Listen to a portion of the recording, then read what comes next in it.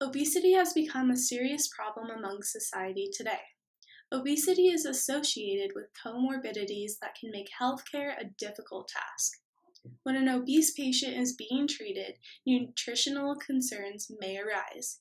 Nutritional needs are often more of a concern in the hospital setting, especially in the ICU. According to the National Center for Biotechnology Information, hospital stays are increased in patients who are categorized as obese. Patients who are obese pose safety issues that can affect their treatment, and especially nutrition carried out in the hospital. In the moments following, we will see an obese patient being admitted into the ICU. Here is his story. My name is Dylan Holt, and I am 22 years old. I've been overweight for as long as I can remember. I feel like that will never change. With all my previous medical history, with surgeries and complications due to the obesity, I thought this couldn't get any worse, but I was wrong.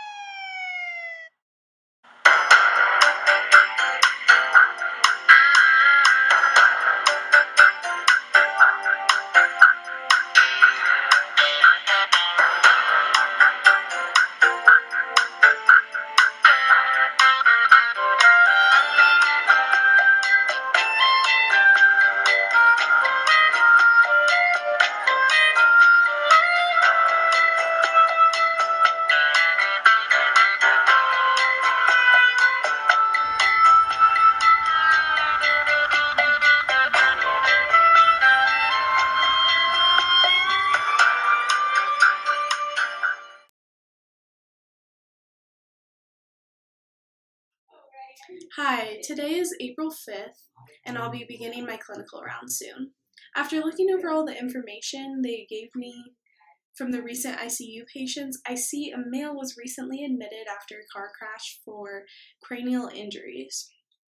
I think it's important to contact a dietitian for a consult after looking over all his labs and charts, but I will go meet with my care team and then come back and reevaluate. Hi RD, thanks for the consult. Here we have a 22-year-old male recently in a car crash experiencing some brain injuries. I was wondering if he's stable enough to start feeding. Is he hemodynamically stable? Did you check his abdomen? His abdomen is soft, but he is an obese patient. Will that be a concern for starting nutrition support? I'll have to get back to you, but can I take these labs? Yes. Because I have to look at permissive underfeeding since he's obese and he's in ICU. But I'll reassess him tomorrow to see if he's stable for nutrition support. Okay. Thank you for the consult. problem. After meeting with the care team, I have assessed that 22-year-old obese male patient presents with cranial injuries as evidenced by a recent car crash. His labs are within normal range and his mean arterial pressure is 65. Potassium, phosphorus, and magnesium levels need to be reassessed before starting a new diet to watch for refeeding syndrome. His clinical status puts him at risk for future deterioration and refeeding syndrome as he is NPO. EN initiated, recommended as soon as possible to reduce risk for further deterioration. Start continuous feed via NG2. Since the patient is admitted into ICU and he has a BMI 35, class 2, we should consider permissive underfeeding. Providing a reduced caloric intake combined with high protein will consequently minimize metabolic complications, preserve lean body mass, and promote gradual loss of adipose tissue. Research with critically ill patients show that nutrition intake could easily be given in excess unintentionally, leading to problems of overfeeding that may further exacerbate some of the chronic diseases. Okay, 22-year-old male Dylan Holt matches my records. Nurse, do you remember what feeding we decided on? We'll begin continuous through the NG tube you ordered. NG tube? Sounds good to me. Can you please pass me the NG tube? Yeah, here you go. Thank you very much. So as of right now, I'm going to start inserting the NG tube.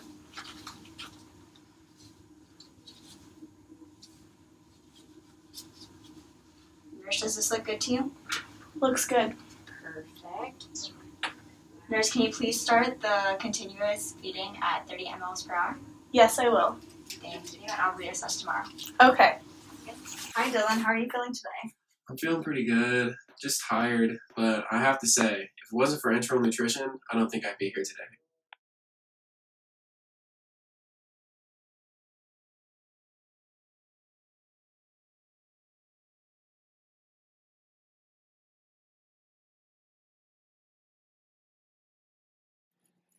When comparing critically ill patients and obese patients who are not critically ill, more convincing evidence exists supporting the concept of hypocaloric feeding.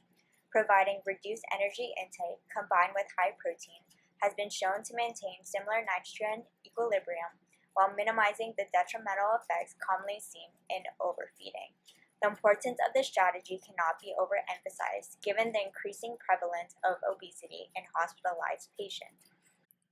According to the Aspen guidelines for ENN, for all classes of obesity, the goal of EN regimen should not exceed 65% to 70% of target EER. They suggest using the weight-based equation 11 through 14 kcal per kilogram actual body weight per day for patients with a BMI in the range of 30 through 50, and to use 22 to 25 kcal per kilogram ideal body weight per day for patients with BMI over 50. They also suggest that protein be provided in a range from 2.0 grams per kilogram ideal body weight per day for patients with BMI of 30 through 40, or up to 2.5 grams per kilogram ideal body weight per day for patients with BMI over 40. They also mention since intentional permissive underfeeding of calories in the obese ICU patient, it is imperative to assess nutrition efficacy and follow I's and O's. Obese ICU patients on nutrition therapy should be monitored to avoid worsening of hyperglycemia, hyperlipidemia, fluid overload, and hepatic fat accumulation, all of which may be present upon admission.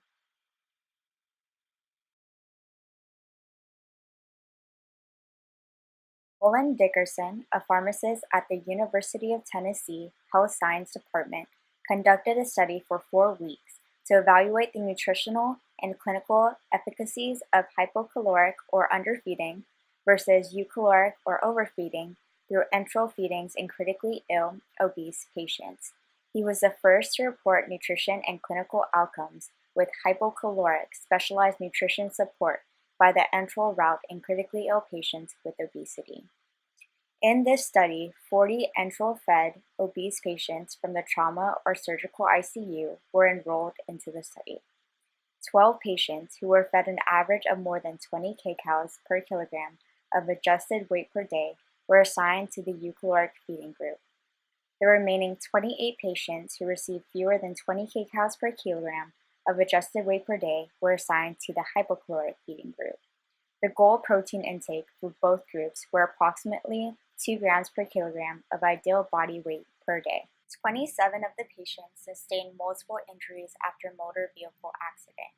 4 had intestinal obstruction or perforation. 3 experienced a fall. 2 had a gunshot wound to the head or face. 2 had been assaulted. 1 was a pedestrian struck by a motor vehicle, and 1 was a victim of a vehicle accident. There was no difference in age, weight, or body mass. The data indicated that patients who received hypocaloric nutrition support required fewer days in the ICU, fewer days on antibiotic therapy, and a trend toward fewer days on mechanical ventilation compared with those who received eucaloric nutrition support. This is based on the premise that the short-term restriction of nutrient intake may limit the pathologic processes that occur in critical illness while minimally impairing organ function.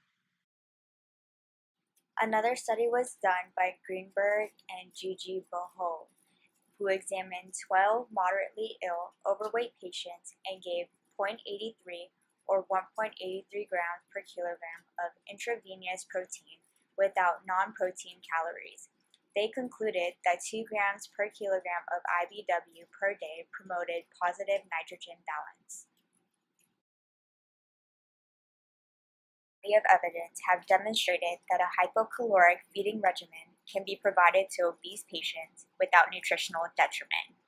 More recent research demonstrates that such a strategy will also be beneficial with respect to glucose management and clinical outcomes. An additional consideration in hypocaloric feeding for obese patients is the level of renal function. Due to the need for high protein intakes, the strategy is not indicated in patients with liver failure or in those with renal failure. Although there's not much research on critically ill obese patients with permissive underfeeding using EN, there's a lack of conclusive evidence, and the available literature reports mainly on observational studies that do not provide the best evidence and are either conducted on specific patient populations or are not conclusive. And Dylan will talk about this more towards the end of the video, discussing if we agree on the evidence.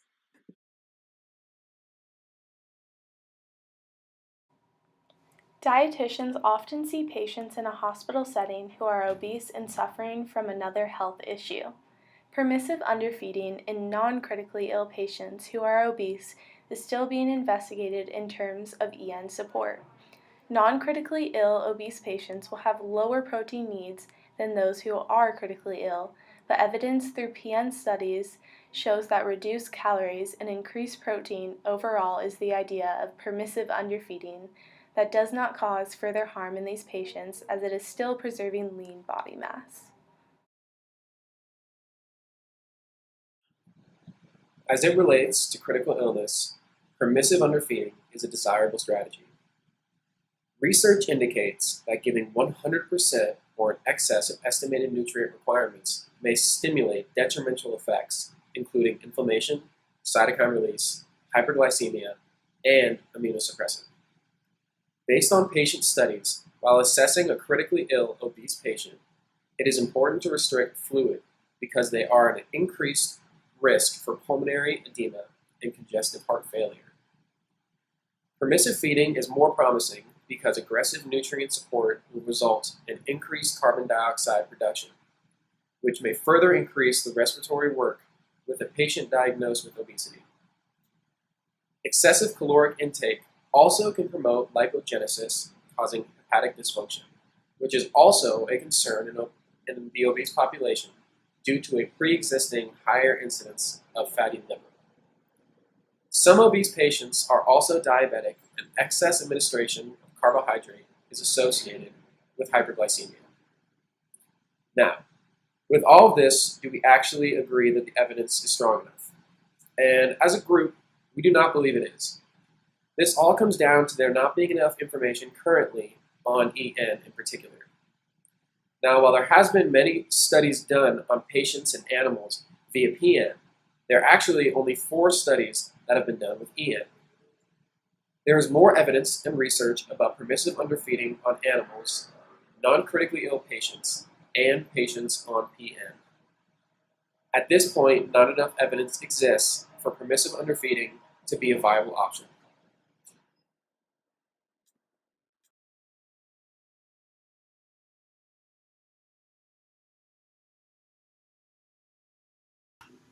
Question 1. What is the procedure for permissive underfeeding?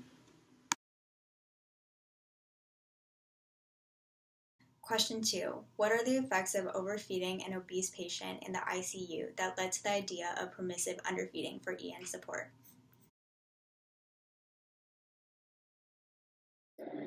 Question 3. Why would increasing protein be helpful for critically ill obese patients?